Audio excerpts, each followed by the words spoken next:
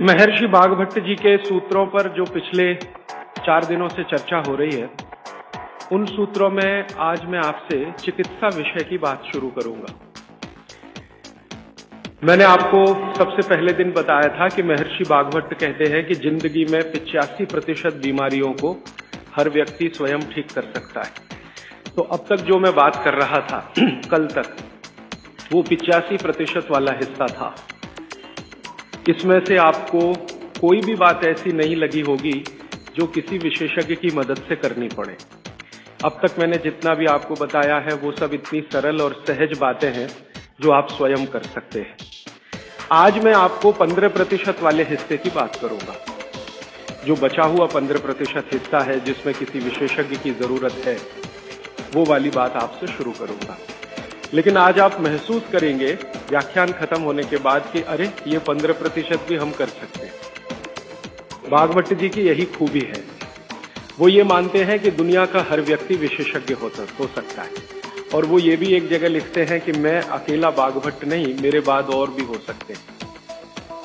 वो ये कहते हैं कि जो व्यक्ति भी अपने शरीर का सूक्ष्म अवलोकन कर सके, ऑब्जर्वेशन, सूक्ष्म माइक्रो लेवल पे, वो सभी विशेषज्ञ हो सकते हैं।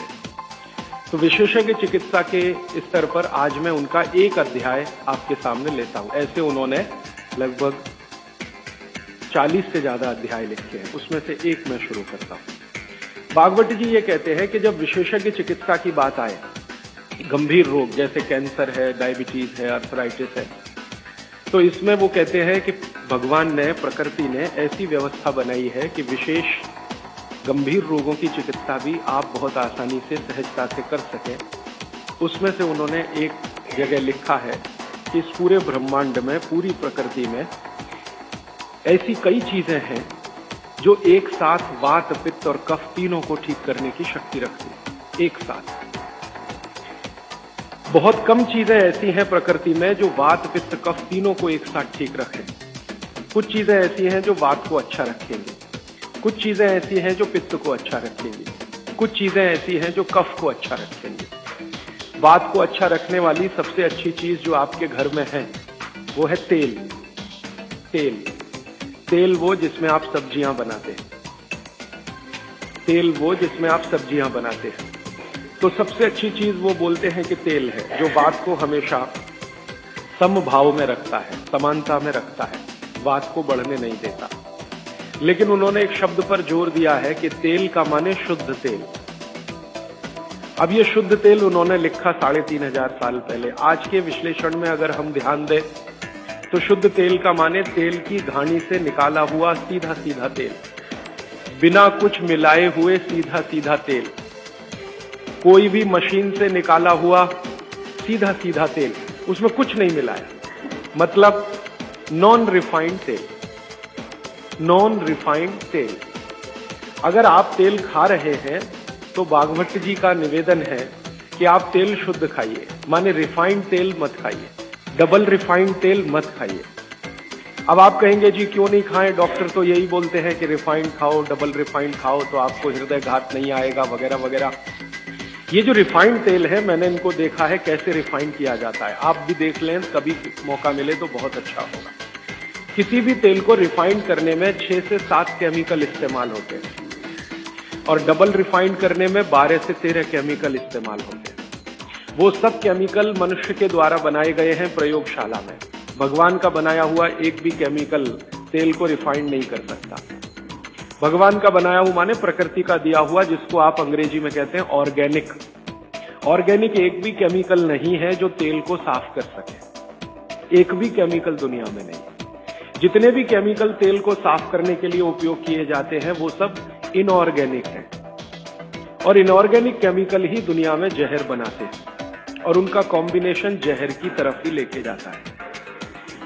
आज की दुनिया में मॉडर्निज्म के नाम पर, आधुनिकता के नाम पर जितने इनऑर्गेनिक केमिकल्स जगह जगह इस्तेमाल हो रहे हैं, वो सब आपको धीरे धीरे उस तरफ ले जा रहे हैं जहां आप जहर अपने ही शरीर में पैदा कर दें। इसलिए रिफाइंड तेल, डबल रिफाइंड तेल गलती से भी मत खाइए। भागवत जी कहते हैं कि जिंदगी भर वात को ठीक रखना है, जिंदगी भर। तो वात को ठीक रखने के लिए सबसे सरल चिकित्सा वो बोलते हैं वो तेल का ही है। वो कहते हैं शुद्ध तेल खाइए। शुद्ध तेल माने घानी से निकाला हुआ तेल। अब आपके मन में दो प्रश्न आएंगे तुरंत कि शुद्ध तेल में तो बास बहुत आती है। हाँ, सीधा प्रश्न। दूसरा प्रश्न आएगा जी शुद्ध तेल बहुत चिपचिपा होता है, गाढ़ा होता है, चिपचिपा होता है और बास अलग से आती है। हम लोगों ने जब शुद्ध तेल पर भारत देश के कुछ वैज्ञानिकों की मदद से काम किया, एक तरह से कहे रिसर्च किया, तो पता चला कि तेल का जो चिपचिपापन है वो उसका सबसे महत्वपूर्ण घटक है। तेल में बहुत कुछ होता है, जैसे मैंने आपको पहले दिन बताया ना, मिट्टी में माइक्रो न्यूट्रिएंट्स है, कैल्शियम है, आयरन है, सिलिकॉन है, कोबाल्ट है, ऐसे तेल में भी है, हर चीज में है। तो तेल का जो सबसे महत्वपूर्ण हिस्सा है वो उसका चिपचिपापन ही है। और जैसे ही तेल में से ये चिपचिपापन निकाला तो पता चला वो तेल ही नहीं बचा। तेल जिस चीज के लिए खाया जाता है वो बचा ही नहीं, वो हिस्सा ही गायब हो गया। फिर हमने देखा कि तेल में जो बास आ रही है, बास, वो उसका प्रोटीन कंटेंट है। तेल में प्रोटीन बहुत है। जैसे आपने सुना है दालों में प्रोटीन होता है, दालों में प्रोटीन सबसे ज्यादा है, भगवान का, ईश्वर का दिया हुआ। दालों के बाद दूसरे नंबर पर जो प्रोटीन सबसे ज्यादा है वो तेलों में है। तो आप जो तेल में देख रहे हैं कि उसकी बास है, वो बास जो है ना, उसका ऑर्गेनिक कंटेंट है प्रोटीन के लिए। 4-5 तरह के प्रोटीन है सभी तेलों में। आप जैसे ही तेल की बास निकालेंगे उसका प्रोटीन वाला घटक गायब हो जाता है। अब बास निकाल दिया तो प्रोटीन निकल गया, और चिपचिपापन निकाल दिया तो उसका जो फैटी एसिड है वो गायब। अब ये दोनों ही चीजें गायब हो गई तो तेल नहीं रहा, वो पानी है एक तरह से। इसलिए भागवत जी ने सूत्र लिखा कि जिंदगी भर वात की चिकित्सा अगर आपको करनी पड़ जाए तो बेहतर है कि आप शुद्ध तेल खाएं तो वात की चिकित्सा ही ना करनी पड़े। और मैंने आपको सबसे पहले दिन बताया था कि दुनिया में सबसे ज्यादा रोग वात के ही हैं, सबसे ज्यादा रोग। ये घुटने दुखना से लेकर कमर दुखना, हड्डियों में दर्द, ये वात के तो रोग है ही। सबसे खतरनाक वात का रोग है हार्ट अटैक, हृदयघात। सबसे खतरनाक बात का रोग है पैरालिसिस। सबसे खतरनाक बात का रोग है ब्रेन का डैमेज हो जाना। तो ये खराब से खराब जो रोग आपकी जिंदगी में है, इनमें वात के खत्म हो जाने की या वात के पूरी तरह से बिगड़ जाने की भूमिका सबसे बड़ी है। फिर मैंने देखना शुरू किया कि हिंदुस्तान में ये रिफाइंड तेल कब से आए। आज से 50 साल पहले तो कोई जानता नहीं था कि रिफाइंड तेल क्या होता है। ये पिछले 20-25 वर्षों में आए हैं रिफाइंड तेल। कुछ कंपनियां निकली इस देश में, कुछ विदेशों से आई, कुछ हिंदुस्तानी कंपनियां, दोनों ने मिलकर रिफाइंड तेल का चक्कर चलाया। रिफाइंड तेल बहुत अच्छा है, बहुत अच्छा है। अब ये बहुत अच्छा उन्होंने कहा, किसी ने माना नहीं, तो डॉक्टरों से कहलवाया, बहुत बड़े बड़े डॉक्टरों से कहलवाया। जो डॉक्टर अपने मरीजों को कहते हैं कि भैया तेल हमेशा रिफाइंड ही खाना, ये वाला तेल लाना, वो वाला तेल लाना, अलग अलग ब्रांड के है ना, सफोला ले आना, सनफ्लावर ले आना, ये ले आना, वो ले आना। इन डॉक्टरों के साथ मैंने जब वार्ताएं करना शुरू किया, खासकर बंबई के कुछ डॉक्टरों को जो हर समय ये प्रेस्क्रिप्शन के साथ कहना नहीं भूलते कि तेल सफोला का ही खाना या तेल ये ही खाना, तो मैंने कहा डॉक्टर साहब सफोला से आपका क्या रिश्ता है? जो आप हर मरीज को कहते हैं तेल सफोला का ही खाना, ये क्यों नहीं कहते तेल तिल का ही खाना? ये क्यों नहीं कहते तेल नारियल का ही खाना? ये क्यों नहीं कहते तेल मूंगफली का ही खाना? ये सफोला कहां से आ गया? हमारे यहाँ तो नारियल का तेल होता है, मूंगफली का तेल होता है, तिल का तेल होता है, सफोला का तेल ये हिंदुस्तान का। तो वो डॉक्टर तो नहीं बताते, लेकिन उनकी पत्नियां बताती हैं कि वो सफोला वाला आता है ना। तो डॉक्टर साहब को कभी रेफ्रिजरेटर दे जाता है, कभी टेलीविजन दे जाता है, कभी डॉक्टर साहब और मुझे मिला के नेपाल की यात्रा करा देता है, कभी हमारे बच्चों के साथ हमको अफ्रीका की सफारी दिखा देता है। तो ये है चक्कर सारा कि एक तरह से किकबैक डॉक्टर साहब को प्रत्यक्ष और परोक्ष रूप से मिल रही है। इसलिए डॉक्टर साहब बार बार कह रहे हैं कि सफोला का तेल खाना। अब ये सफोला का तेल हमने लेकर टेस्ट किया लेबोरेटरी में। सूरजमुखी का तेल जो अलग अलग ब्रांड का है वो टेस्ट किया लेबोरेटरी में। दिल्ली में all India institute of medical sciences के कई डॉक्टरों को इसमें इंटरेस्ट हुआ कि बात तो ये गहरी है, इस पे काम करके देखना चाहिए।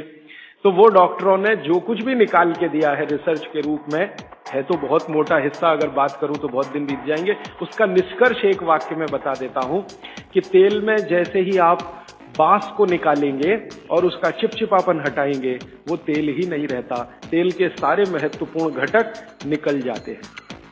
और डबल रिफाइंड में तो कुछ भी नहीं बचता। डबल रिफाइंड तो बिल्कुल छूछ है, कुछ है ही नहीं उसमें, और आप उसको खा रहे हैं। तो तेल के माध्यम से शरीर को जो कुछ चाहिए वो मिलता नहीं। आप बोलेंगे जी तेल के माध्यम से हमारे शरीर को क्या मिलता है? मैं बार बार एक शब्द पे आपको ध्यान लाया, HDL, हाई डेंसिटी लिपोप्रोटीन, ये तेलों में से ही आता है आपके शरीर में। वैसे तो ये लीवर में बनता है, लेकिन तेल खाएं तब, खाएंगे नहीं तो बनेगा नहीं।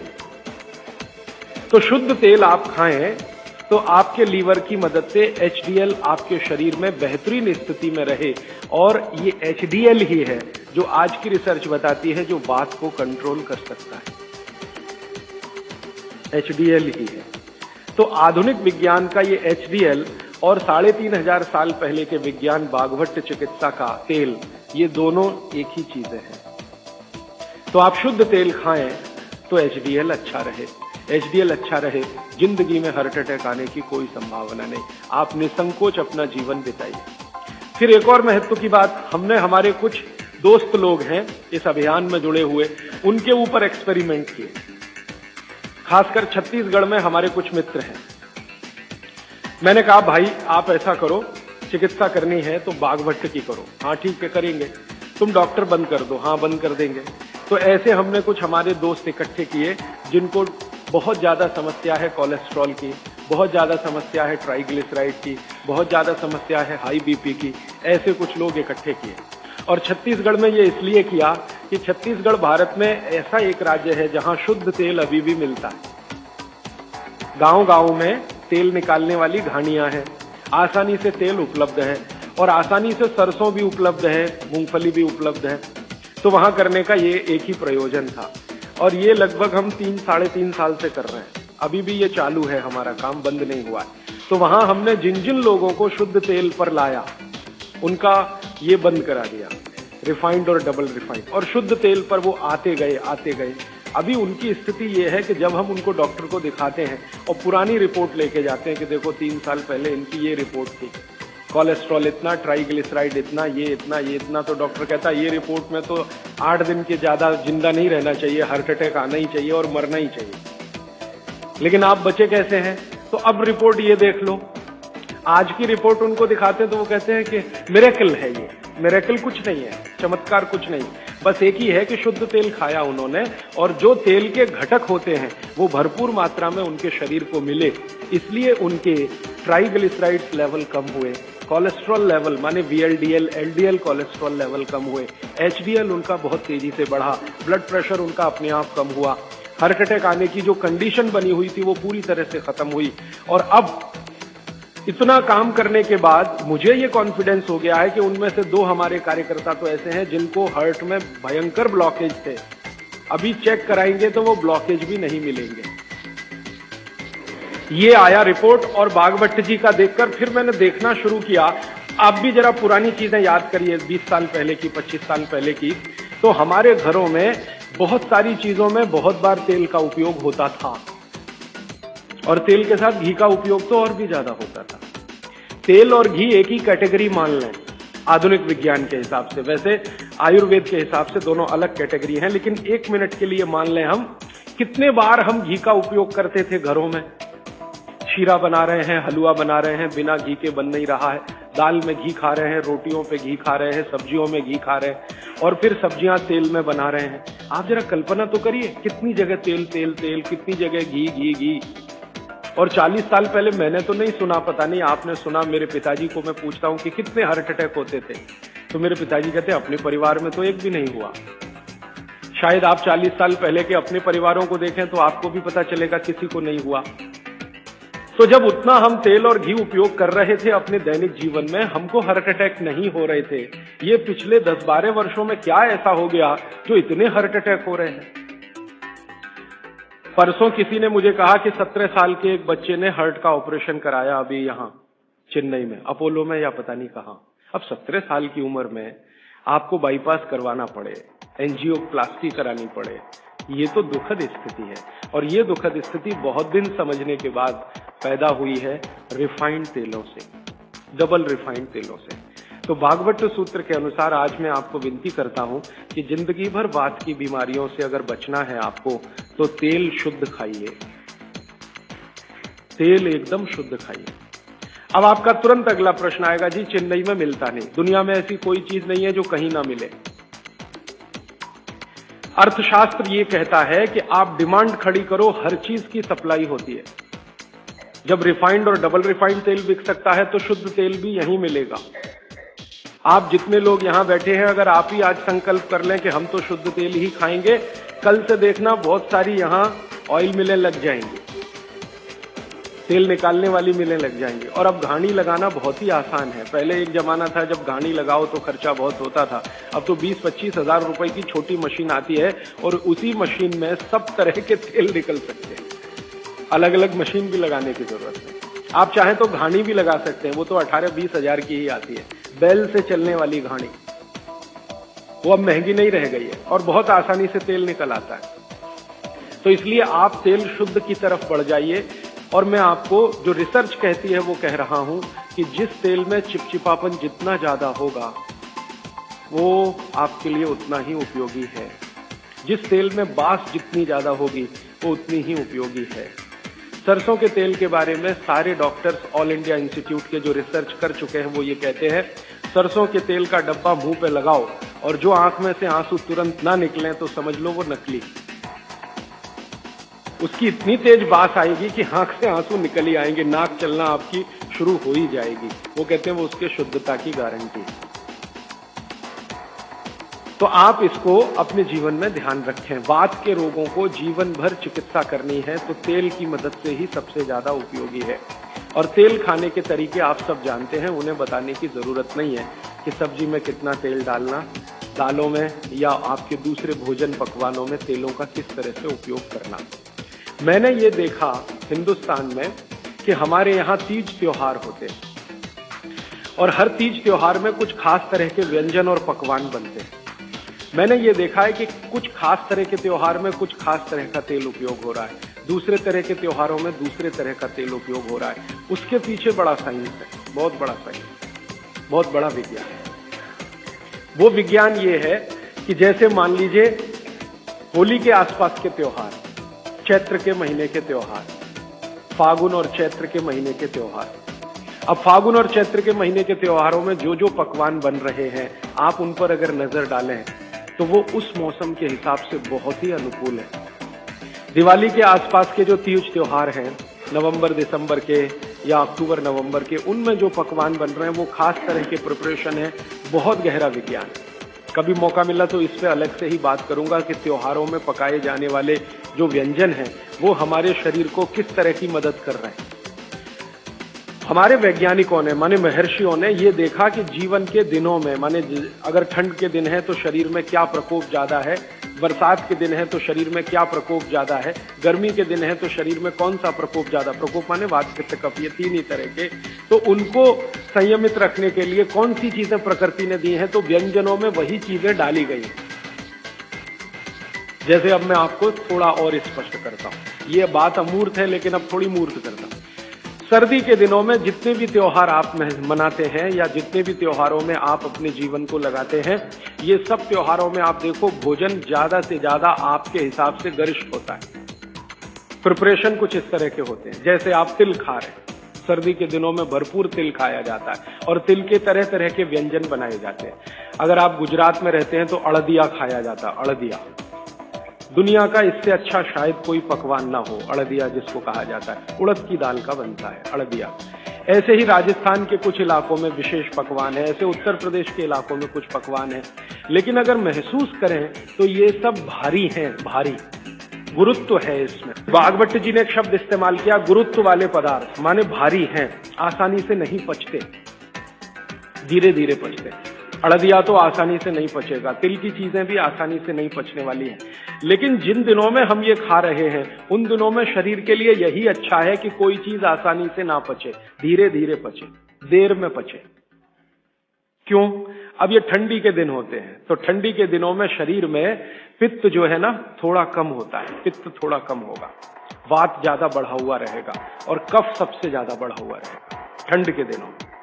अब कफ सबसे ज्यादा बढ़ा हुआ है तो कफ का असर हमारी जठर अग्नि पर है। अब कफ का असर जठर अग्नि पर है तो जठर अग्नि भी थोड़ी कम रहती है, थोड़ी, जो गर्मियों के दिनों में वो भड़कती है उतनी नहीं होती। तो अगर आपकी जठर अग्नि कुछ कम है, कफ के प्रभाव में है, तो आप भोजन भी ऐसे खाइए जो तुरंत पचने वाले नहीं है, धीरे धीरे पचने वाले हैं, ताकि जठर अग्नि उसके साथ मेल कर ले अपनी गति का। ऐसे समझ लो जठर की गति कम होती है तो खाया जाने वाला खाना भी कम गति से पचने वाला हो तो बहुत अच्छा है। तो सोच समझकर ये तय किया गया कि सर्दी के दिनों में तिल खाना है, सर्दी के दिनों में मूंगफली खानी है, सर्दी के दिनों में गुड़ खाना है, सर्दी के दिनों में घी सबसे ज्यादा खाया जाता है।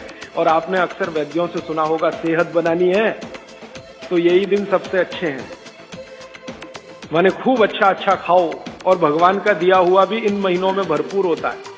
तिल भी इन्हीं महीनों में आते हैं, मूंगफली भी नई इन्हीं महीनों में आती है, चने भी इन महीनों में नए आते हैं। तो अच्छा खाना खाने का समय यही माना जाता है सर्दियों का।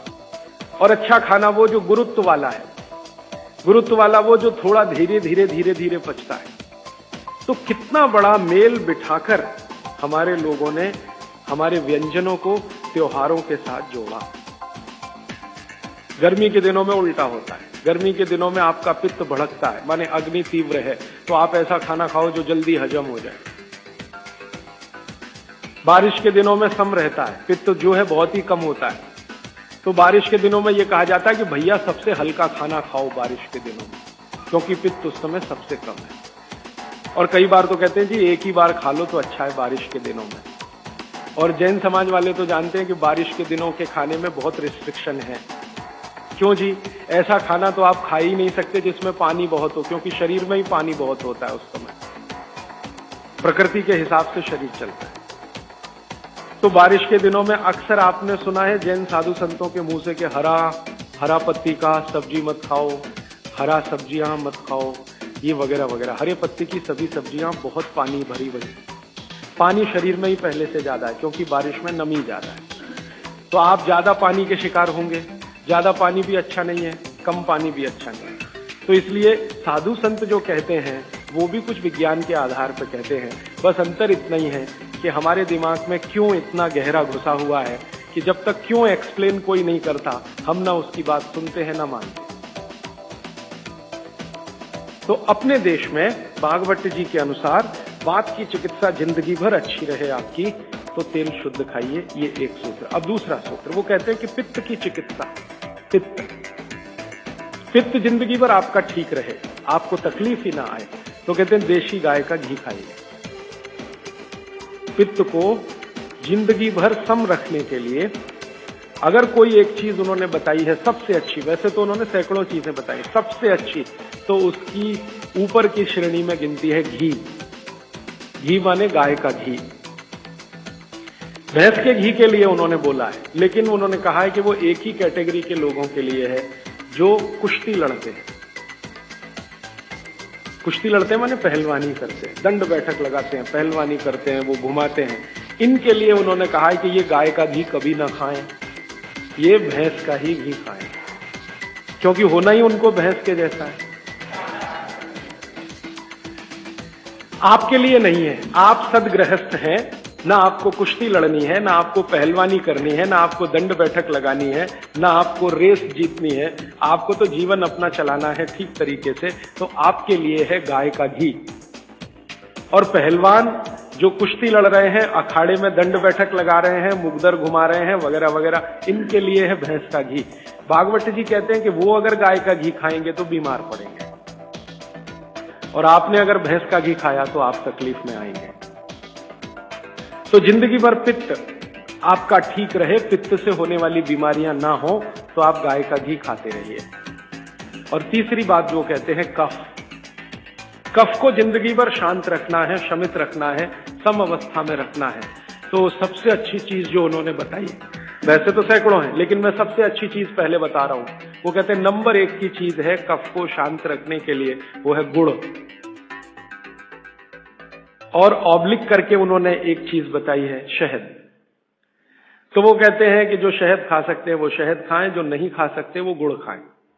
अब आप में से जो जैन सिद्धांतों का पालन करने वाले हैं उनके लिए है गुड़, और जो जैन सिद्धांतों का पालन नहीं करते वो शहद भी ले सकते हैं। तो 3 चीजों की अब बात मैं कर रहा हूं। पहली चीज हो गई शुद्ध तेल, दूसरी चीज हो गई गाय का घी, और तीसरा हो गया गुड़। उल्टे से शुरू करता हूं, गुड़ कफ को कैसे शांत रखेगा। आधुनिक विज्ञान की जानकारी कुछ मैं आपको इसमें जोड़ना चाहता हूं। कफ जब भी बिगड़ता है तो शरीर में एक तत्व की बहुत कमी आ जाती है, वो है फास्फोरस। केमिकल है एक फास्फोरस। जब भी कफ बिगड़ेगा तो आप समझ लो आपके शरीर में फास्फोरस की कमी है। और फास्फोरस का एक छोटा भाई भी है, आर्सेनिक। आर्सेनिक वैसे तो शरीर में ना रहे तो अच्छा है क्योंकि जहर है, लेकिन बहुत मामूली मात्रा में रहे तो फास्फोरस को ताकत देता है। ये आर्सेनिक फास्फोरस का कॉम्प्लीमेंट्री है आर्सेनिक। ये केमिस्ट्री की बात है। अब आप समझ लीजिए कि कफ आपके शरीर में बढ़ गया, इसका माने फास्फोरस कम हो गया। तो भागवत जी ने कितनी इंटेलिजेंसी से चुना, गुड़ खाओ।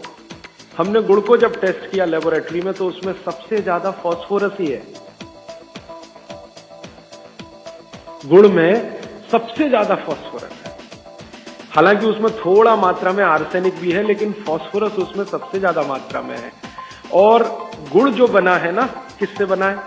गन्ने के रस से। तो गन्ने के रस को टेस्ट किया तो पता चला गन्ने के रस में फास्फोरस है, लेकिन गन्ने के रस से ज्यादा गुड़ में है। गन्ने के रस में भी फास्फोरस है, लेकिन उससे ज्यादा गुड़ में है। तो क्या किया हमने? गन्ने के रस को गर्म किया।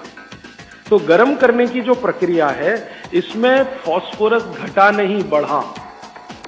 ये पता नहीं क्या अद्भुत विज्ञान है।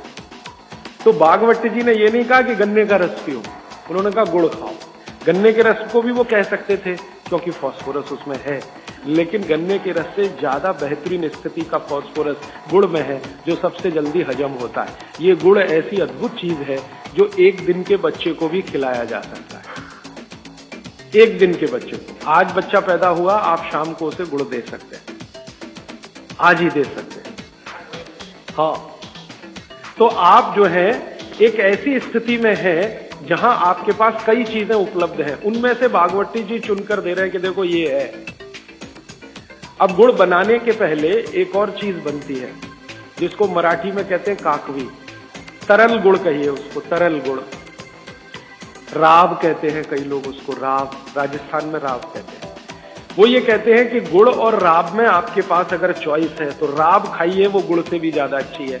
तो राब हमने बनवाई और उसको टेस्ट किया लेबोरेटरी में, तो गुड़ से बेहतरीन स्थिति का फास्फोरस राब में है। तो आपकी जिंदगी का इसको हिस्सा बना लीजिए, हिस्सा। कफ की जिंदगी में तकलीफ कभी भी नहीं आए जो आप राब और गुड़ खाएं,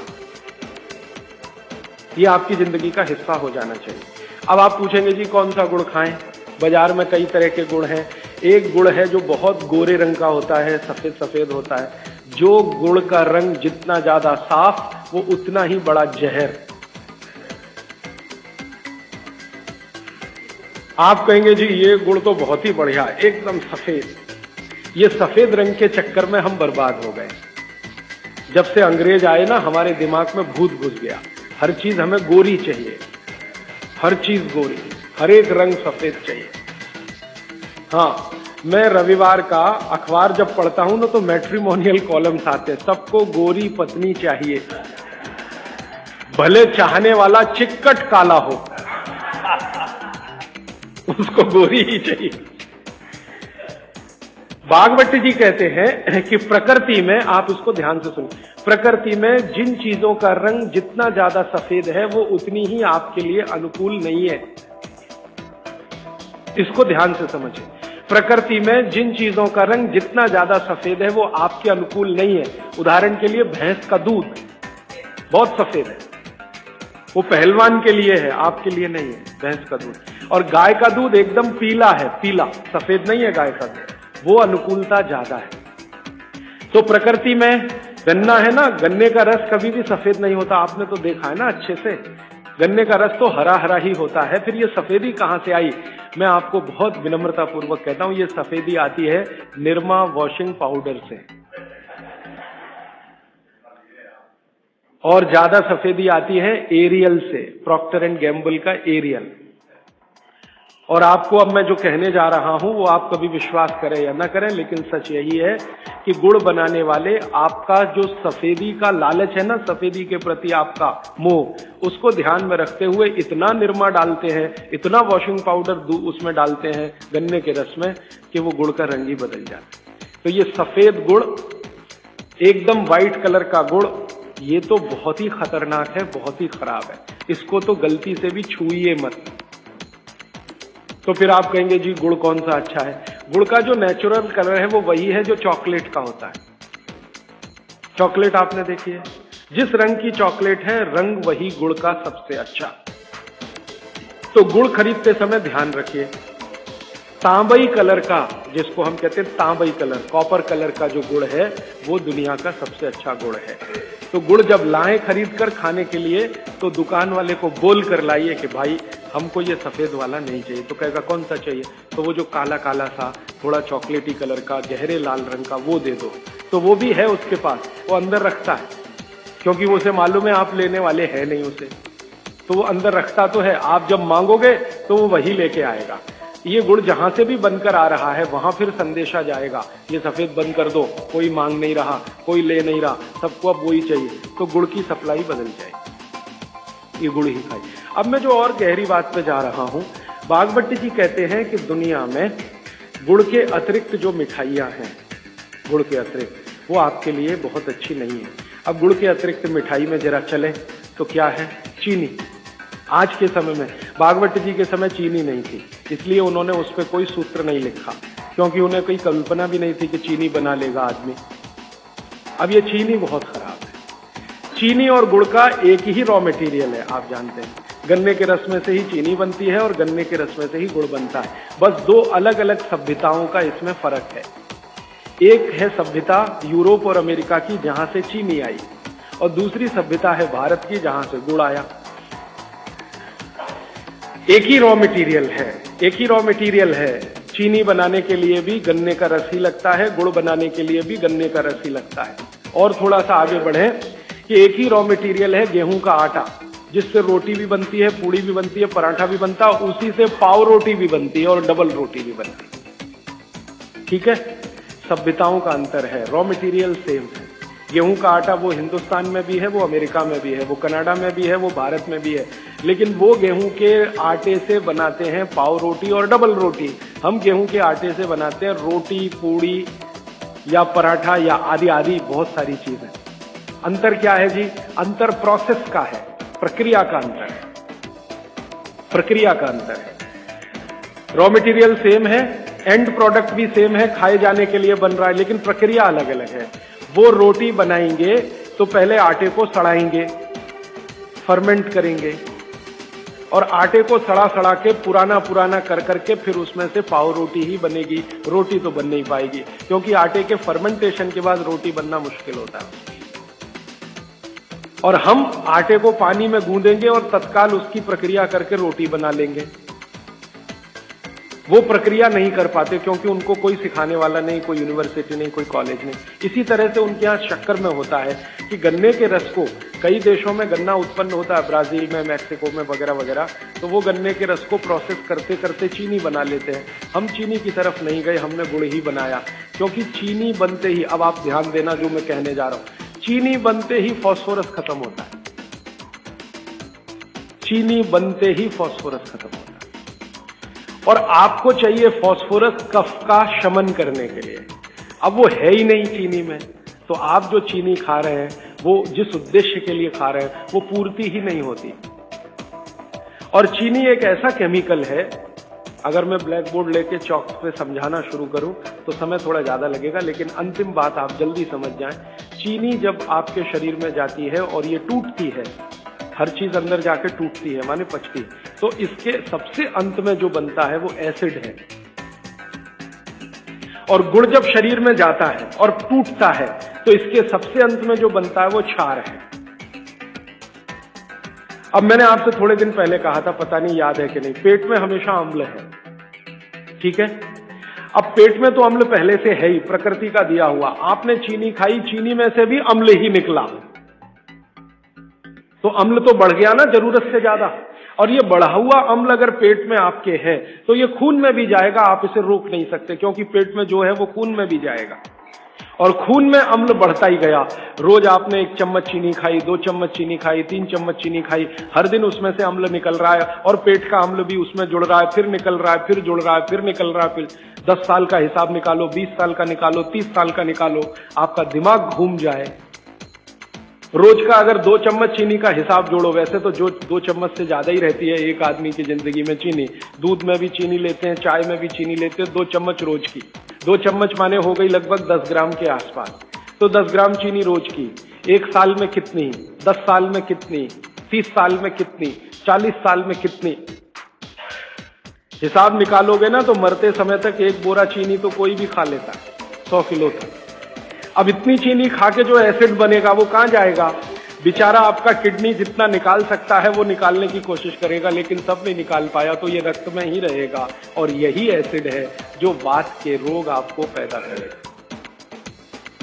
तो इसलिए चीनी और गुड़ एक ही चीज में से बनने वाली 2 मीठी वस्तुएं हैं, लेकिन गुड़ में क्या है? गुड़ जब आप खाएंगे, फास्फोरस किसी भी चीज में रहे, क्षारपण ही रखता है वो उस चीज को, माने उसमें एल्केलाइन की प्रॉपर्टी ही रहती है। तो गुड़ कितना भी खाएंगे क्षार ही बनेगा, और वो क्षार पेट के अम्ल को बैलेंस करता रहेगा। तो पेट की अम्लता बढ़ने नहीं पाएगी, तो जिंदगी आपकी सुखद और निरोगी होती जाएगी। अब इसको और एक तरीके से समझाता हूं। गुड़ और चीनी पे जब हमने एक्सपेरिमेंट किए तो पता चला चीनी को पचाने के लिए पूरे शरीर को वैसी ही ताकत लगानी पड़ती है जैसी ठंडे पानी को पचाने के लिए लगती है। पूरा शरीर झुक जाता है, तब चीनी जाके पचती है, और सबसे देर में पचती है। आपने जो दाल खाई है वो पच जाएगी, गेहूं पच जाएगा, चना पच जाएगा, मटर पच जाएगी, चीनी सबसे अंत में जाके पचेगी, और उसको पचाना पड़ता है। लेकिन गुड़ दुनिया में ऐसी अद्भुत चीज है जो बनाई हिंदुस्तानियों ने, कि गुड़ सबको पचा देता है। गुड़ तो सब चीज को पचा देता है, चीनी को पचाना पड़ता है। मेरी बात समझ में आ रही है आपको? गुड़ हर चीज को पचा देगा, खुद ताकत लगा देगा। आपने गुड़ के साथ कुछ भी खाया है वो सब चीजें गुड़ पचा देगा, लेकिन चीनी को पचने के लिए पूरी ताकत लगती है। तो चीनी जब पचेगी तो दूसरी चीजों को तकलीफ कर देती है। तो इसलिए बेहतरीन है कि गुड़ खाइए, जिंदगी भर कफ के रोग आपको नहीं आएंगे। फिर अंत में वही सवाल, मिलता नहीं जी, ये रोना बंद कर दीजिए। दुनिया में हर चीज मिलती है, जहर भी है, अमृत भी है, आपको क्या चाहिए? और आज की दुनिया है ना, आज की दुनिया माने आज का मार्केट, माने आज की इकोनॉमिक्स, वो बायर्स इकोनॉमिक्स है, कंज्यूमर्स इकोनॉमिक्स है। बायर्स मार्केट है, कंज्यूमर मार्केट है। माने जो ग्राहक मांग करेगा वही चीज बाजार में टिकेगी, ग्राहक मांग ही नहीं करेगा तो वो टिकने वाली ही नहीं है। तो आप मांग करना शुरू करो, जी गुड़ चाहिए, गुड़ चाहिए, गुड़ चाहिए, तो आप में से ही कई लोग खड़े हो जाएंगे, बोलो कितना चाहिए। मैं कोल्हापुर जाके आता हूं, गुड़ वाले से बात करके आता हूं, हमारा गुड़ जो है हमें सफेद नहीं चाहिए, हमें तो वो वाला गुड़ चाहिए जो काला का। कोई कहेगा मैं बिहार जाके आता हूं, गुड़ वाले से बात। जहां जहां गुड़ बनने के बड़े केंद्र हैं, बिहार बहुत बड़ा केंद्र है, गन्ना होता है, कर्नाटक में बहुत गन्ना है, महाराष्ट्र तो गन्ने का सबसे बड़ा केंद्र है हिंदुस्तान में। आपका महाराष्ट्र आपके बॉर्डर पे ही है, आंध्र प्रदेश में बहुत गन्ना है, तमिलनाडु में भी गन्ना है, कई इलाके तमिलनाडु में गन्ने के। जहां जहां गन्ना होता है वहां गुड़ बन सकता है। आप गुड़ बनाने वाले को बस संपर्क कर लीजिए कि देख भाई, तू इसमें वॉशिंग पाउडर मत डालना, तू इसमें वॉशिंग पाउडर मत डालना, लगे तो 2 रुपए किलो ज्यादा ले लेना।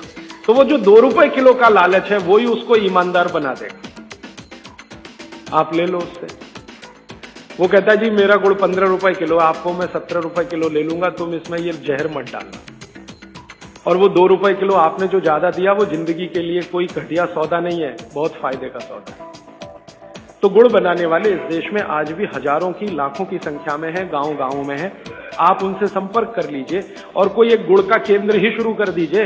आपके आपस में सब लोगों को, जितने कम से कम 500-700 लोग यहाँ बैठे हैं, इतने घरों के लिए गुड़ आ सकता है, जरूरत के हिसाब से आपको उपलब्ध हो सकता है। तो ये मत कहिए कि मिलता नहीं, हर चीज इस देश में मिलती है, छोटे छोटे गाँव में भी उपलब्ध है। कुछ लोग गुड़ खाइए, कुछ लोग काकवी खाइए, माने जिसको राब कहते हैं। जितना जाड़े का समय है ना, नवंबर, दिसंबर, जनवरी, फरवरी तक राब भरपूर खा सकते हैं। दही में राब खाइए, दूध में राब खाइए, हलवा राब का बनाइए, गुड़ का हलवा बनाइए, गुड़ दही में खाइए, गुड़ दूध में खाइए। अब गुड़ को दूध और दही में खाने का नियम है, वो बागभट्ट जी कहते हैं। वो कहते हैं जी दही में मिला के गुड़ खाया जाए, दही में मिला के गुड़ खाइए, दूध में गुड़ कभी मत मिलाइए, दूध में गुड़ कभी मत मिलाइए, दही में मिला के खाइए। तो दूध में कैसे खाएंगे जी? दूध में ऐसे खाएंगे कि पहले गुड़ खा लीजिए, पीछे से दूध पी लीजिए, या दूध पी लिया, पीछे से थोड़ा गुड़ खा लीजिए। दूध में गुड़ मिला नहीं सकते, और दही में कभी भी बिना मिलाए मत खाइए। आप में से कोई बिहार वाले हैं ना, तो वहां पर एक बहुत बढ़िया व्यंजन मिलता है, उसका नाम है दही चूड़ा। दही चूड़ा ही कहते हैं, चूड़ा।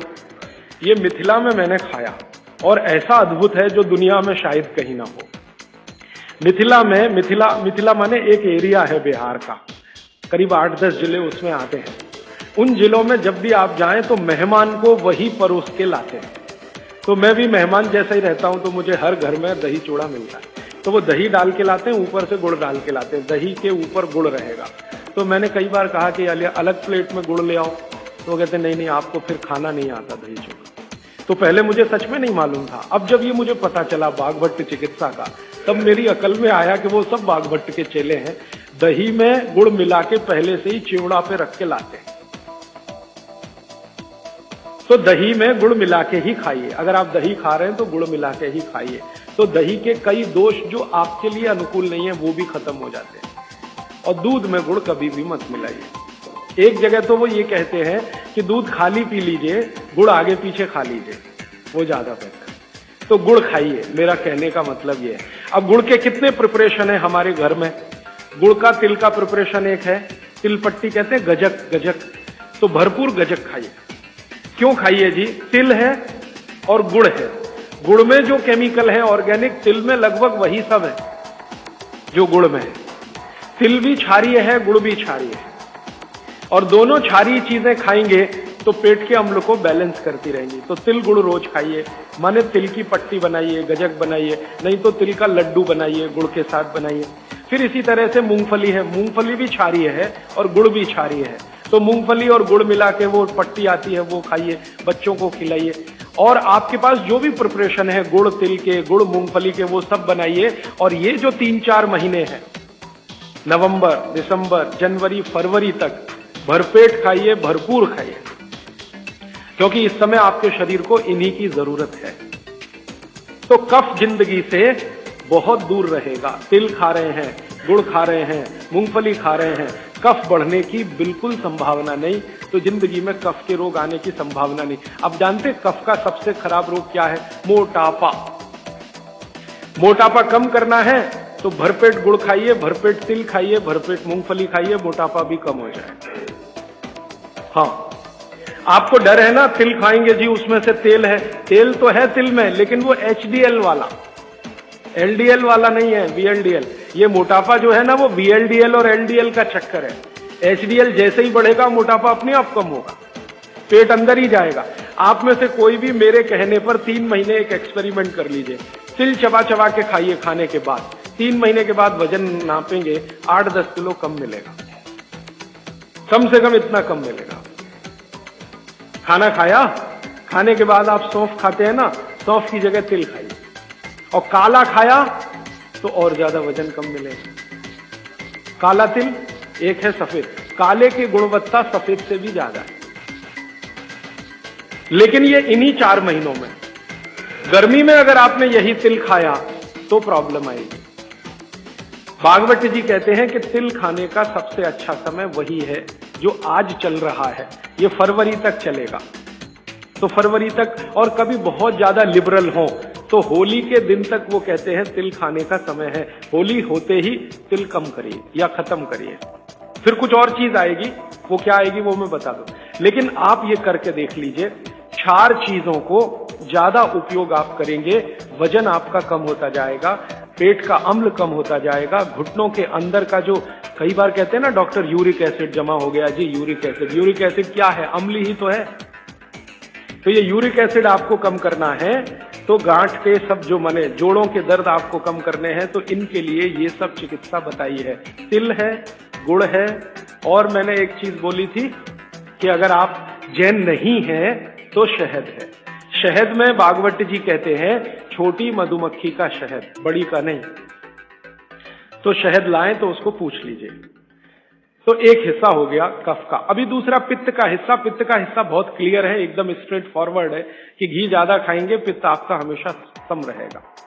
और ज्यादा घी खाने का जो समय है वो बारिश के दिनों में और ये जो गर्मी के दिन होते हैं ना, उस समय घी ज्यादा खाइए ताकि पित्त को कंट्रोल करके रखे। और वात के लिए मैं पहले ही बता चुका हूं, शुद्ध से।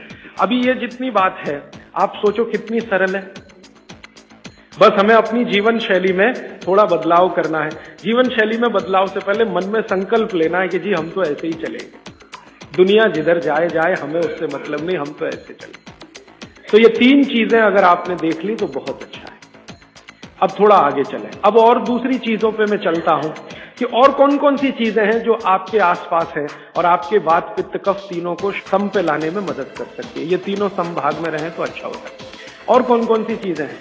तो भागवत जी कहते हैं रसोई के बाहर जाने की जरूरत ही नहीं, सब वहीं है। भागवत जी ने एक सूत्र लिखा है, दुनिया का सबसे बड़ा औषधि केंद्र हमारा रसोई घर है। सबसे बड़ा औषधि केंद्र रसोई घर है। अब दुर्भाग्य से हम रसोई में जिनको मसाला कहते हैं ना, मसाला, वहां मसाला कुछ नहीं है, सब औषधि। मसाले का और औषधि का अंतर मालूम है? ये मसाला तो शब्द ही भारत का नहीं है, पहले तो ये बता दूं। ये अरबिक शब्द है, फारसी से अरबी में आया, अरबी से हमारे घुस गया, हिंदी में और जगह जगह घुस गया। ये विदेशी आए तो ये शब्द भी आया। हिंदुस्तान में 17वीं 18वीं शताब्दी का साहित्य जब मैं पढ़ता हूं तो जब तक मुगलों का राज्य रहा तब तक मसाले शब्द का बहुत उपयोग है। मुगलों के राज्य के पहले एक भी जगह किसी भी शास्त्र में मसाला नहीं है। चरक संहिता पढ़ी मैंने, कहीं भी मसाला नहीं है उसमें। सुश्रुत में कहीं मसाला नहीं है, भागवत की कहीं मसाला नहीं है। पुराने जितने लेखक हुए हैं ना 10वीं शताब्दी के पहले के, कहीं भी किसी ने मसाले शब्द का इस्तेमाल ही नहीं किया। हर जगह है तो औषधि है, औषधि औषधि, जीरा औषधि, धनिया औषधि, ये औषधि के रूप में है। तो इनकी जो प्रॉपर्टीज हैं रसोई घर की, औषधियों की, ये सब आपके चिकित्सा के लिए है।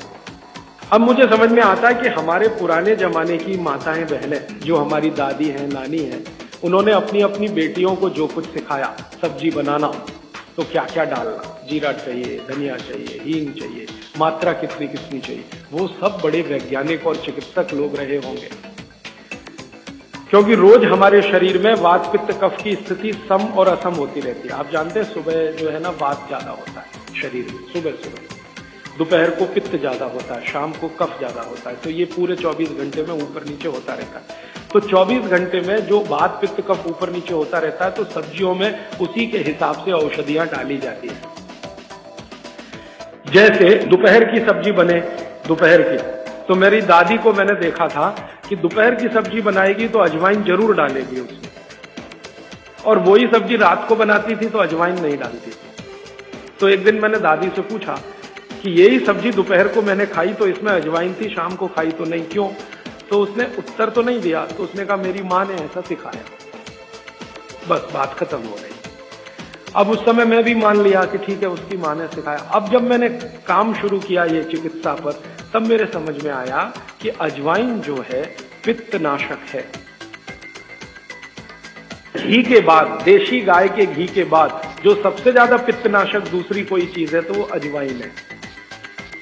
और दोपहर को पित्त भड़कता है, आप जानते हैं, और वो स्वाभाविक है क्योंकि खाना खाने के लिए पित्त भड़कना ही चाहिए। तो उस समय अजवाइन डाली जाती है सब्जी में, क्योंकि दोपहर को ही शरीर को अजवाइन की जरूरत होती है पित्त को सम पे लाने के लिए। तो भारत में ज्यादातर माताएं बहनें ये बात जानती हैं कि दोपहर की सब्जी में अजवाइन चाहिए। दोपहर का दही है ना, दही का मट्ठा, उसमें भी अजवाइन का बघार लगता है। दोपहर की जितनी भी चीजें हैं ज्यादातर अजवाइन ग्रस्त होती है या अजवाइन से बनती हैं, क्योंकि पित्त को सम पे रखना है। तो आप सोचो, जो लोग ये कर रहे हैं वो बिना कहे कितना बड़ा काम कर रहे हैं, हमने उसका वैल्यूएशन नहीं किया, ये हमारी मूर्खता। हमारे यहाँ तो एक बहुत बड़ा दुष्कर्म इस देश में हुआ है। अंग्रेजों के हम गुलाम हो गए, तो सब कुछ हम भूल गए, अपनी चीजें। अंग्रेजों ने जो सिखाया वही हमें याद है, तो हम जीडीपी का कैलकुलेशन करते हैं अंग्रेजों के फॉर्मूले से। जीडीपी निकलता है इस देश का, ग्रॉस डोमेस्टिक प्रोडक्ट। तो मैंने बहुत बार इस देश के अर्थशास्त्रियों से पूछा कि जीडीपी में आप विचित्र विचित्र कैलकुलेशन करते हैं। जैसे भारत की पुलिस है, उस पर जो खर्चा हो रहा है वो जीडीपी का हिस्सा है। अगर चोरियां बढ़ी, डकैतियां बढ़ी, तो पुलिस का खर्च बढ़ेगा तो जीडीपी बढ़ेगा। और प्रधानमंत्री छाती ठोक के कहेगा मेरे जमाने में जीडीपी 10% से ऊपर बढ़ गया। सो व्हाट, पुलिस का खर्च बढ़ गया, माने चोरियां बढ़ गई, डकैतियां बढ़ गई, अत्याचार बढ़ गए, अनाचार बढ़ गए, तो जीडीपी बढ़ गया, तो क्या बड़ी बात है। तो हमारे जो जीडीपी के कैलकुलेशन है बड़े विचित्र हैं। इसमें चोरी हो, डकैती हो, लूट मारी हो तो जीडीपी बढ़ेगा, लेकिन माताएं बहनें घर में जो करती रहती हैं वो जीडीपी में है ही नहीं, कैलकुलेशन ही नहीं है उसका।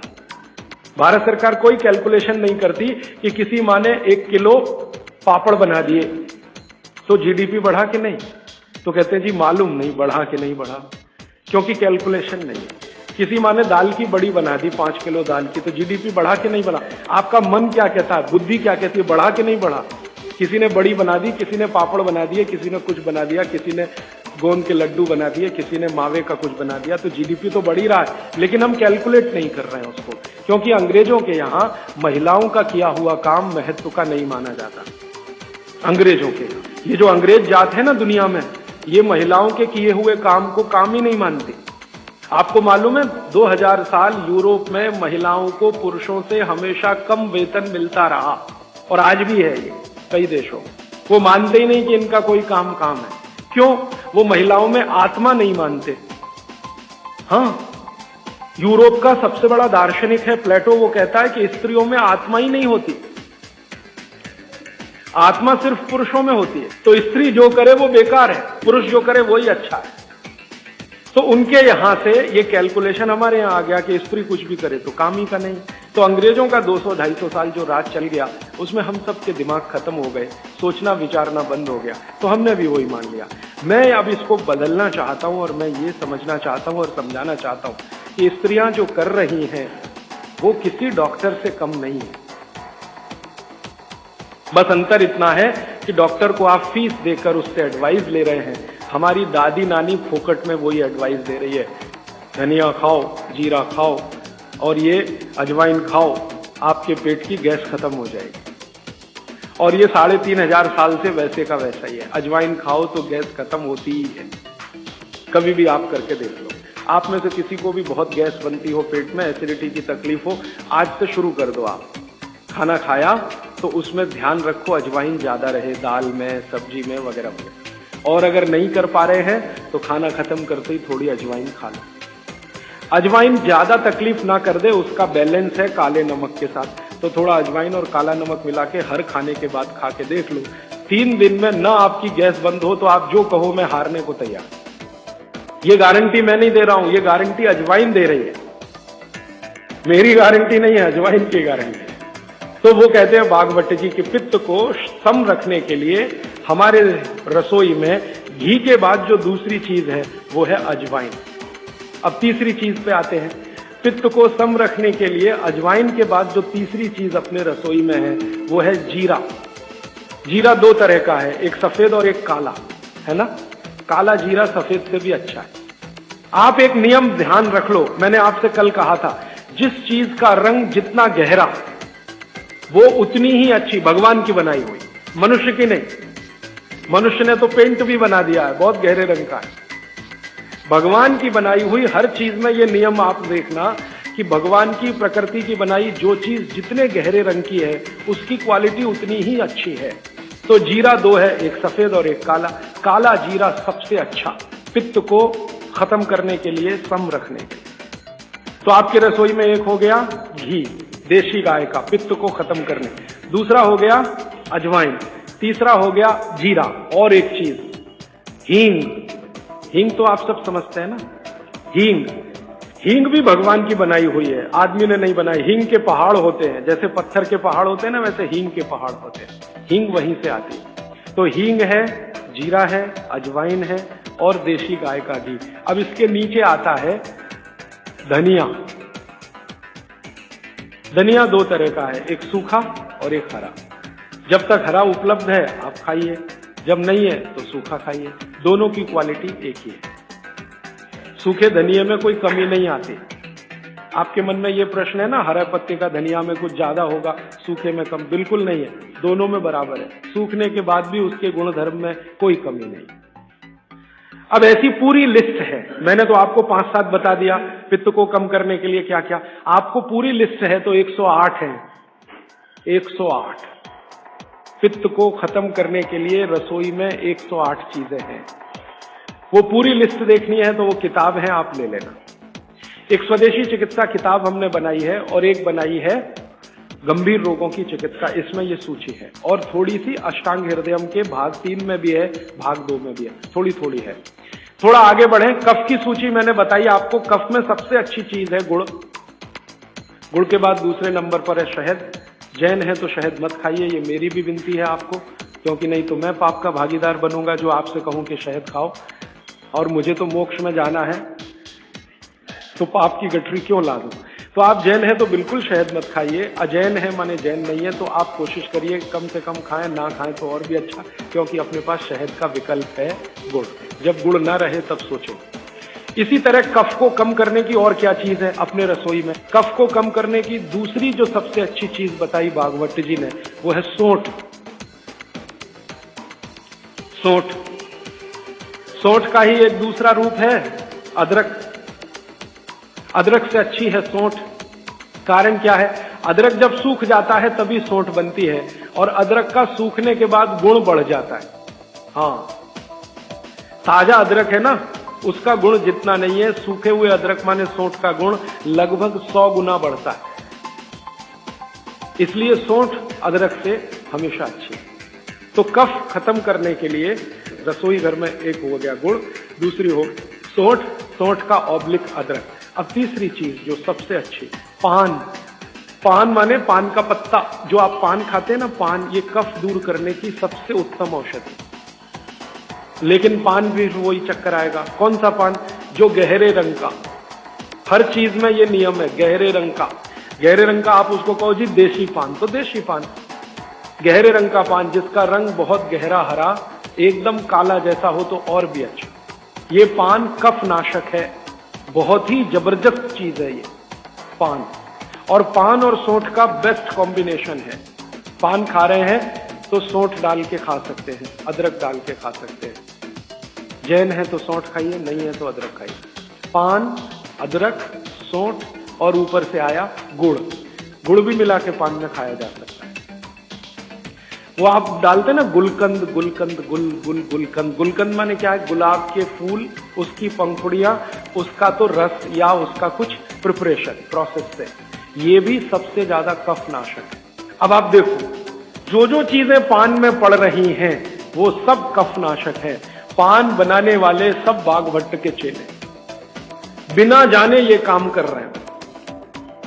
गुलकंद आपको पान में डाल के दे रहे हैं। सौंफ, सौंफ, सौंफ, ये भी कफ नाशक है, सौंफ। फिर उसके आगे मैं बता रहा हूं प्रायोरिटी से, सबसे अच्छा कफ नाशक गुड़, फिर उसके नीचे, फिर उसके नीचे। अब सौंफ के नीचे जिसका नंबर है वो है लौंग। लवंग कहिए, लौंग कहिए, और ऐसे ही ये सूची बढ़ाते जाएं तो इसमें करीब 100 चीजें हैं जो कफ नाशक हैं हमारे रसोई में। ठीक है, अब आ जाइए वात पर। वात पर मैंने सबसे अच्छी चीज बता दी है तेल, शुद्ध तेल। शुद्ध तेल वात नाशक है। और अब जो दूसरी बात मैं कहने जा रहा हूं, इसको मैं संक्षेप में उपसंहार के रूप में कह रहा हूं कि जिन चीजों में भी पानी की मात्रा ज्यादा हो वो सभी वातनाशक है। जिन चीजों में भी पानी की मात्रा ज्यादा हो वो सभी वातनाशक है। जैसे दूध, आप जानते हैं दूध में तो सबसे ज्यादा पानी ही है ना। दूध को फाड़ के देख लो, सॉलिड मटेरियल तो थोड़ा ही निकलता है ना, बाकी तो पानी ही रह जाता है। तो दूध में बहुत पानी है। तो जिन चीजों में पानी ज्यादा है, भागवत जी ने सूत्र ऐसे लिखा है कि पानी युक्त चीजें, जल युक्त चीजें सभी वातनाशक हैं। तो दूध हो गया, दूध के बाद दही, दही में भी पानी ही है, आप जानते हैं। और छाछ तो सबसे ज्यादा पानी वाली है। जूस जो आप इस्तेमाल करते हैं, सभी जूस वातनाशक, सभी जूस, संतरे का, मौसम्मी का, गन्ने का तो बहुत ही अच्छा है, अंगूर का, टमाटर का वगैरह वगैरह, ये सब जूस वातनाशक है। तो सब तरह के जूस, दूध, दही, छाछ, ये सब वातनाशक चीजें हमारे घरों में हैं। अब आखिरी चीज, भागवत जी कहते हैं कि वातनाशक, पित्तनाशक और कफनाशक ऐसी चीजें दुनिया में एक साथ मिले हैं, बहुत रेयर, बहुत रेयर। वो कहते हैं कि बहुत चीजें दुनिया में हैं, कोई वात का नाश करेगा, कोई पित्त का, कोई कफ का, लेकिन कोई ऐसी चीजें भी अपने रसोई में है जो तीनों को नाश कर सकते हैं। उनमें से नंबर 1 है आंवला। आंवला। फिर दूसरा है हरडे और तीसरा है बहेड़ा, और तीनों मिला के बनता है त्रिफला। ये जो त्रिफला है ना, भागवत जी इसकी इतनी बढ़ाई करते हैं, इतनी प्रशंसा उन्होंने लिखी है कि खाली त्रिफला पर ही उनके 120 से ज्यादा सूत्र हैं। 120 से ज्यादा अकेले त्रिफला पर। त्रिफला को इसके साथ खाओ, त्रिफला को उसके साथ खाओ, त्रिफला को ऐसे खाओ, त्रिफला को 120 से ज्यादा सूत्र है अकेले त्रिफला पर। और वो ये कहते हैं कि ये जो त्रिफला है, इसमें सबसे अच्छा फल आंवला, फिर बहेड़ा, फिर हरडे, ये सबसे दुनिया में अद्भुत चीज है। लेकिन इसकी मात्रा के बारे में उन्होंने जो कहा है वो ध्यान रखिए। ज्यादातर लोग त्रिफला इस्तेमाल करते हैं, करिए, बहुत अच्छा है, लेकिन मात्रा ध्यान रखिए। हम क्या करते हैं कि हर, बहेड़ा, आंवला तीनों बराबर मात्रा में मिला के त्रिफला बनाते हैं। वो कहते हैं कि ये उतना उपयोगी नहीं है, और हमने करके भी देखा। वो कहते हैं कि त्रिफला सबसे अच्छा होता है 1, 2, 3 के अनुपात में। पहला है हरडे 1 अनुपात, दूसरा है बहेड़ा 2 अनुपात, और तीसरा है आंवला 3 अनुपात। अब इसको मात्रा में कहूं, अगर त्रिफला बनाना है तो हरडे लेना 100 ग्राम, बहेड़ा लेना 200 ग्राम और आंवला लेना 300 ग्राम। तो ये 100, 200, 300 ग्राम की मात्रा में आप जो त्रिफला चूर्ण तैयार करेंगे, वो कहते हैं ये अद्भुत है, वात, पित्त, कफ तीनों का नाश करता है, तीनों का। अब वात, पित्त, कफ तीनों से आप अगर ग्रसित हैं तो आप त्रिफला जरूर लीजिए। कैसे लाएं? त्रिफला लेने के 2 नियम बताए उन्होंने, एक रात को और एक सवेरे। सवेरे का नियम उनका यह है कि सवेरे सवेरे अगर त्रिफला खाएं तो गुड़ के साथ, नहीं तो शहद के साथ, गुड़ या शहद। वैसे ही आप तय कर लीजिए, जैन है तो गुड़, अजैन है तो शहद। तो सवेरे का त्रिफला खाएं तो गुड़ या शहद के साथ, रात का त्रिफला खाएं तो दूध के साथ या गर्म पानी के साथ। त्रिफला तो एक ही है ना, सवेरे भी त्रिफला ही खा रहे हैं, रात को भी, लेकिन भागवत जी कहते हैं असर अलग अलग है दोनों के। रात को जो आप त्रिफला खाएंगे दूध के साथ या गर्म पानी के साथ, तो ये त्रिफला रेचक है। रेचक शब्द उन्होंने इस्तेमाल, रेचक माने पेट को साफ करने वाला, बड़ी आंत की सफाई करने वाला, शरीर के सब अंगों की सफाई करने वाला, झाड़ू लगाने वाला जो व्यक्ति, वो रेचक। तो कहते हैं रात को अगर त्रिफला आप ले रहे हैं दूध के साथ या गर्म पानी के साथ, तो ये रेचक है, माने ये एक ही काम सबसे ज्यादा करेगा कि आपकी कब्जियत मिटा देगा। कितनी भी पुरानी कब्जियत है मिटा देगा, 40 साल पुरानी भी मिटा देगा रात को। और जो दिन को त्रिफला खाया सवेरे गुड़ के साथ, तो वो कहते हैं ये पोषक है। एक शब्द है रेचक और एक है पोषक। पोषक माने शरीर को जो कुछ चाहिए, विटामिन सी चाहिए, विटामिन ए चाहिए, विटामिन डी चाहिए, या विटामिन के चाहिए, या कोई विटामिन चाहिए, या हमें माइक्रो न्यूट्रिएंट्स चाहिए शरीर को, कैल्शियम चाहिए, आयरन चाहिए, वगैरह वगैरह। तो शरीर को अगर पोषकता चाहिए तो त्रिफला सवेरे खाना, और शरीर में आप मानते हैं कि हमारी कब्जियत ठीक करने के लिए तो त्रिफला रात को खाना। दोनों समय के त्रिफले में बिल्कुल अलग तरह के परिणाम आते हैं। तो जो कहें हम तो स्वस्थ हैं जी, तो सवेरे ही त्रिफला खाओ, स्वस्थ हैं तो। और जो कुछ बीमारियां हैं आपको, तो रात को खाओ। ठीक है, मात्रा ध्यान रखना, 1 2 3। सम मात्रा का त्रिफला बहुत रेयर केस में इस्तेमाल होता है, 1 या 2 ही बीमारी हैं। अभी मैंने एक जगह इस्तेमाल किया था, एक वैज्ञानिक हैं, भाभा एटॉमिक रिसर्च सेंटर में काम करते हैं, उनको एक बीमारी हुई रेडिएशन से। रेडिएशन आप जानते हैं सभी एटॉमिक सेंटर में, तो उनका पूरा शरीर सड़ गया, एकदम सड़ गया, जगह जगह घाव, जगह जगह, और उसमें से खून निकलता, मवाद निकलता। वो बेचारे इतने परेशान, इतने हैरान, कहां कहां जा जाके, अमेरिका, कनाडा, सब जगह, कुछ इलाज हुआ नहीं, कोई रिलीफ मिला, कपड़ा भी नहीं पहन सकते, ऐसी स्थिति थी, हमेशा नंगे बदन रहते थे। तो ऐसे ही किसी ने मुझे उनके बारे में बताया। बंबई तो मैं अक्सर जाता रहता हूँ कि राजीव भाई एक ऐसे व्यक्ति हैं, तो मैं उनको गया था मिलने और देखने, तो मैंने देखा सच में हालत बहुत खराब थी। तब मैंने उनसे कहा कि आप बहुत परेशान हैं। हाँ बहुत परेशान है, दवा सब काम लेके देख ली, कुछ उपयोग होता नहीं। मैंने कहा मैं होम्योपैथी दूं? उन्होंने कहा होम्योपैथी मैं नहीं लेना चाहता। तो मैं पूछा चलो आप फिर एक काम करो, त्रिफला चूर्ण खाओ बस, और कुछ मत करो। तो उन्होंने त्रिफला चूर्ण शुरू किया, ये मैंने बताया 1 2 3 शुरू किया। 3-4 महीने में रिजल्ट बहुत थोड़ा आया, थोड़ा आया। फिर मैंने कहा मात्रा बदल के देखते हैं। फिर उनकी सम मात्रा की मैंने, बराबर जितनी मात्रा आंवला, बराबर उतनी मात्रा बहेड़ा, बराबर उतनी हरडे। अभी स्थिति यह है कि वो बिल्कुल ठीक है, 1-1.25 साल उनको हुआ त्रिफला खाते खाते, बिल्कुल ठीक है, और पहले से ज्यादा प्रफुल्लित है, पहले से ज्यादा एनर्जेटिक है। आप जानते हैं रेडिएशन का दुनिया में इलाज नहीं है। ये उदाहरण मैंने जानबूझ के दिया, ऐसे सैकड़ों उदाहरण है मेरे पास। रेडिएशन का दुनिया में इलाज नहीं है, लेकिन त्रिफला चूर्ण के पास उसका इलाज है। अगर यही त्रिफला चूर्ण अमेरिका में हुआ होता ना, यूरोप में हुआ होता, तो अब तक इस पर पेटेंट लेकर करोड़ों डॉलर कमाए होते उन्होंने। ये हमारे यहाँ प्रचंड मात्रा में है, हर घर में है, हर गांव में है, इसलिए हमें इसकी कीमत नहीं मालूम। मैं आपसे फिर कह रहा हूं, आपके सोचने का नजरिया बदल दीजिए। प्रकृति ने जो चीजें प्रचंड मात्रा में हमको दी हैं, वो उतनी ही कीमती हैं। वो प्रकृति की हमारे ऊपर कृपा है जो हमारी जरूरत के हिसाब से दी है। आंवले का इतना उत्पादन इस देश में होता है, आप जानते हैं, बहेड़ा इतना मिलता है, हरडे इतना मिलता है, और लगभग फोकट की स्थिति में मिलता है। अब पता नहीं कौन कौन लोग उसी आंवले को 200-250 रुपए किलो च्यवनप्राश बना के बेच लेते। ये जो च्यवनप्राश है ना, ये त्रिफला चूर्ण से कई गुना नीचा है। च्यवनप्राश पे जितना खर्चा कर रहे हैं, उससे बहुत कम खर्चे में आप त्रिफला खाइए, च्यवनप्राश से भी ज्यादा आता है। तो मेरी आपको आज के लिए ये आखिरी सूत्र थी कि आप अपने जीवन में वात, पित्त, कफ तीनों को सम रखना चाहते हैं, तो आंवला, हरडे, बहेड़ा, आंवला, इन तीनों का उपयोग करना सीख लीजिए। घर में हमेशा इसको डब्बे में बना के पाउडर के रूप में रख लीजिए।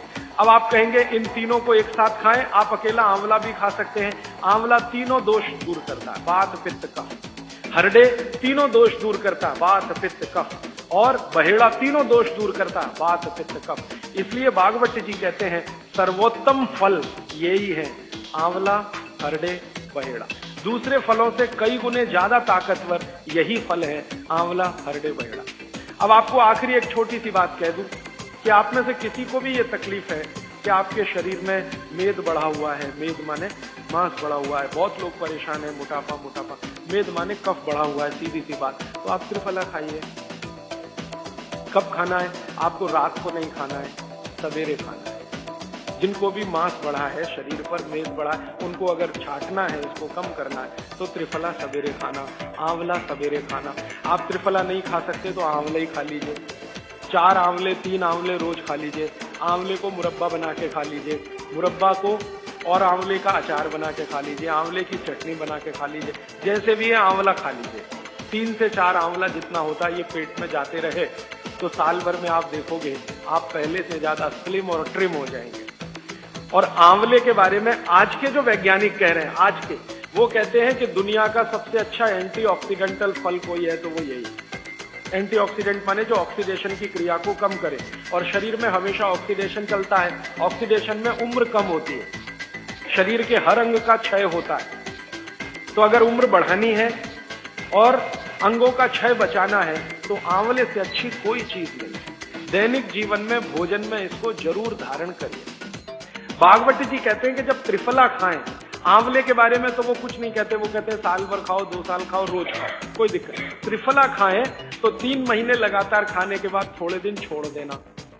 3 महीने 90 दिन खा के थोड़े दिन छोड़ देना, माने 15-20 दिन छोड़ देना, फिर अगले 3 महीने खा लेना, फिर 15-20 दिन छोड़ देना, फिर 3 महीने खा लेना। क्यों कर लेना ऐसा?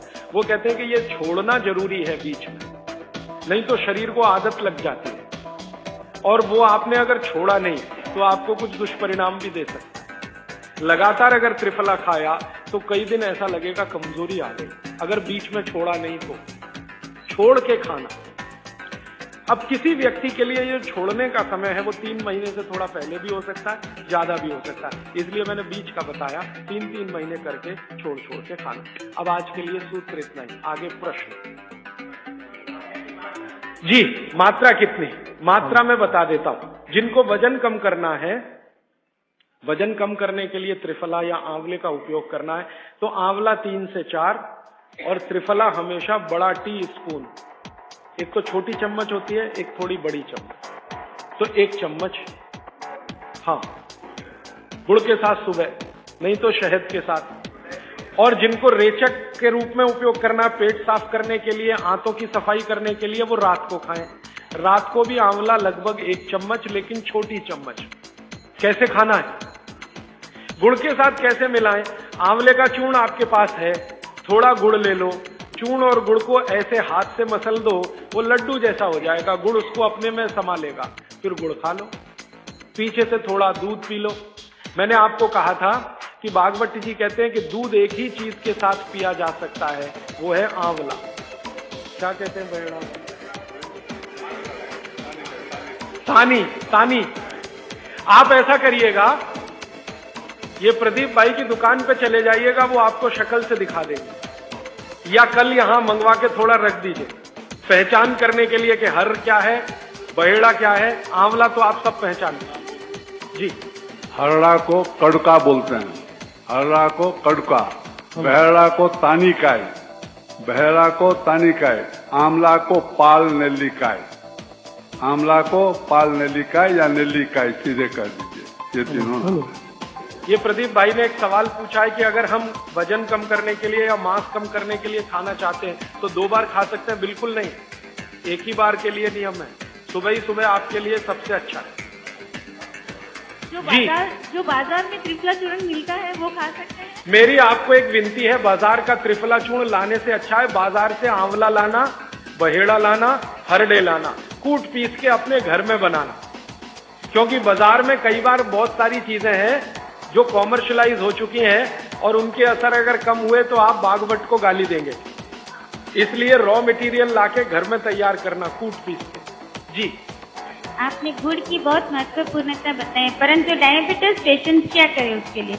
गुड़ आप डायबिटीज में खाइए, भरपेट आंवले के साथ खाइए, त्रिफला के साथ खाइए, कोई तकलीफ नहीं, कोई तकलीफ नहीं है गुड़ खाने में। डायबिटिक लोग भी गुड़ खा सकते हैं, शुगर ना खाएं। और जूस का क्या करें? डॉक्टर्स तो कहते हैं डायबिटीज डोंट ईट फ्रूट्स करके। आप बिल्कुल चिंता मत करिए, आप भगवान की दी गई जो शक्कर है, ईश्वर की दी गई शक्कर है, जूस में है, फल में है, वो आपको शायद मालूम है या नहीं। शक्कर जो है ना, शुगर, इसके कई रूप हैं। एक है ग्लूकोज, एक है सुक्रोज, एक है फ्रक्टोज। तो ये जो फल वगैरह की शक्कर है, ये फ्रक्टोज फॉर्म की ज्यादा होती है और ये आसानी से डाइजेस्ट होती है। गुड़ की भी उसी कैटेगरी में आती है। तो आप चीनी मत खाइए, गुड़ खा सकते हैं, शहद खा सकते हैं, फल खा सकते हैं। मीठे कोई भी फल खाने में तकलीफ नहीं है, बशर्ते कि त्रिफला खाते रहें, थोड़ा त्रिफला लेते। जिनको भी डायबिटीज है वो भी त्रिफला का सेवन करें, क्योंकि डायबिटीज मैंने कहा ना वात का रोग है, तो वात कम करेगा। त्रिफला में तीनों चीज हैं जो वात नाशक है, आंवला, हरड़ा, बहेड़ा। त्रिफला आपने कहा लेना है, रात को और सुबह कब लेना? जैसे खाने के पहले, खाने के बाद? रात को तो आप लें, पेट साफ करना हो, कॉन्स्टिपेशन दूर करना हो। देखिए, मैं अब थोड़ा बता ही दूं, बवासीर अगर किसी को है, ठीक करने के लिए त्रिफला लेना चाहते हैं तो रात को लें। मूड व्याध, पाइल्स जिसको आप कहते हैं, हेमोरॉइड, वो जब भी ठीक करने के लिए त्रिफला लें तो रात को लें।